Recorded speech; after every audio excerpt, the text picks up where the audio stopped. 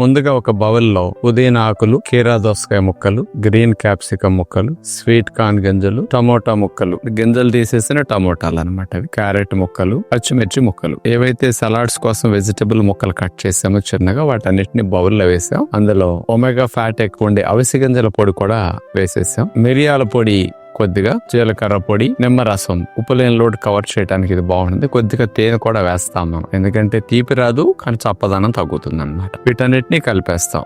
ఇలా కలిపిన vegetable salad లోకి రాత్రి నుంచి ఉదయం వరకు నానబెట్టిన బార్లీ గింజల్ని అందులో వేసేస్తాం. బరువు తగ్గటానికి, ఒంటికి నీరు తగ్గటానికి ఈ బార్లీ గింజలు పనికొస్తాయి. క్యాలరీస్ వెళ్లకుండా వెజిటబుల్ మొక్కలు బాగా పనికొస్తాయి. ఈ రెండింటి కాంబినేషన్ తో ఇట్లా కలుపుకున్న సలాడ్ చక్కగా ఉపయోగపడుతుంది. పైన కొత్తిమీర చల్లేస్తాం. బార్లీ సాలడ్ యూరినరీ ఇన్ఫెక్షన్స్ ఉన్న వారికి, ఒంటికి నీరు పట్టిన వారికి సాలడ్ చాలా మంచిది.